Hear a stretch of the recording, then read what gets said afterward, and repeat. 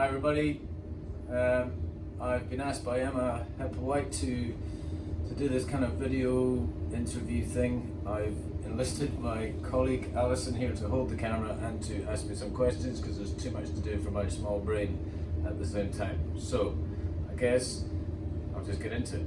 Over to you, Alison. What's your name? My name is David Lilburn. People, I guess, back when I was sailing my topper used to call me a Lily. Nowadays I go with my professional name. And my occupation, I am a sailor of some sort. I certainly used to be a sailor. Now I clean a lot of windows. But I live on the ocean and I earn my living that way, so I guess that answers the question. And how did you get into sailing?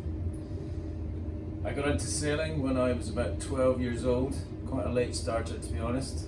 When my dad offered to take me down to the local sailing club, Royal Tay Yacht Club in Dundee, to attend the Wednesday night cadet evenings, which was a useful out-of-school activity for me to do that wasn't hanging around on street corners or supporting Dundee United or Dundee. I was always conflicted, so my story is I took up sailing instead.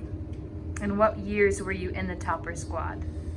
Well, it was a very, very long time ago now, and I had to consult a few people as to the dates, but I believe I was in the topper squad in the years 1993 and 1994, which actually was last century.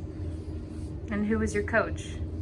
My coach was Donnie Meldrum, the father of Stuart Meldrum and the rest of the Meldrum dynasty. I guess they were a very successful sailing family, still are, I hope.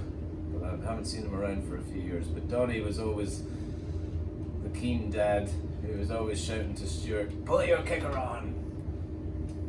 What was the best part about being in the topper squad? I think the best part about being the topper squad, and really as I got into sailing more and more, was the idea that we would go away at the weekends and we'd go to different venues around the country and I'd meet my friends again. There was a very social aspect to do, as well as the competitive side and the actual sailing.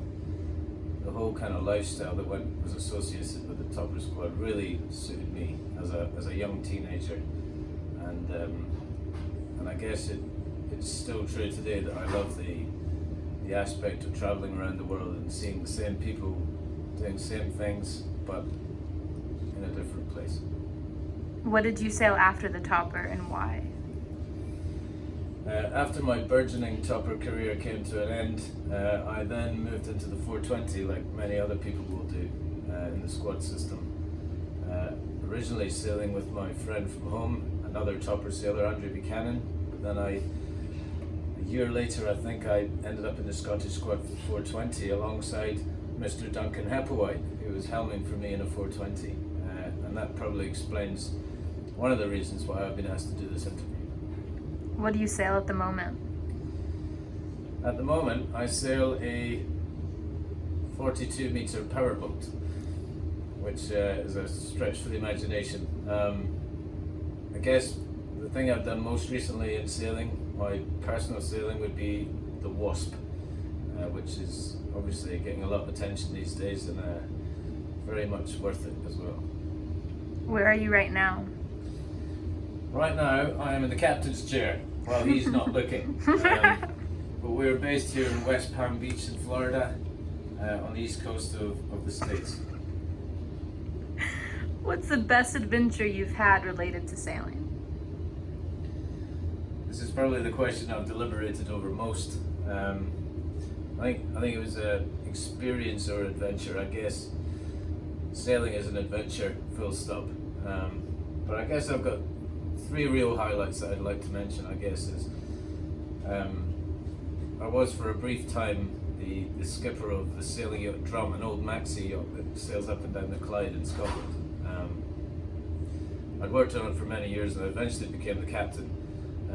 And we actually, for the first time in many years, actually threw it around a race course. So at a small local regatta in the Clyde, we managed to weave around the many 30, 40 foot yachts that were sailing in the regatta with this 80 foot maxi, and wowed the crowds. Certainly impressed myself. That was a real thing for me. And when this whole super yachting thing began, I guess you have to mention sailing in the super yacht regatta at St Bart's Bucket as you go upwind and round the windward mark in 25 knots in crystal blue turquoise water with the wind blowing and loads of other big super yachts sailing around. And as you round the windward mark, the whole team springs into action and hoists the spinnaker, pops the kite. That's a moment I'll never forget. But I think the one I'm most fond of, and it's also the most recent, was when I first sailed a Wasp on Lake Garda while Duncan was watching from the rib, completely inexperienced, unable to tack or jibe, which is still true, but just the experience of flying across Lake Garda on hydrofoils, looking at the scenery around me, and it really, I said this at the time, but it brought it home how lucky I was to have been taken sailing when I was 12 years old in the first place, and how I was able to do a thing like this now. Nice. What sailing plans do you have for the future? The sailing plans I have for the future is next month. Again, we're racing the super yacht, not this one, but the owner's other boat, which is a 40-meter sloop. We're due to race again at St Bart's Bucket, and we're getting ready for that in a few weeks. So that should be another interesting time. And then obviously, again, the 4th time running, I hope to be heading back to Lake Garda for the Wasp European Championships in Malchesney. So that's my plan. Thanks, Dave. Thank you, everybody. Have a great time. Thanks, Duncan, Emma. We love you.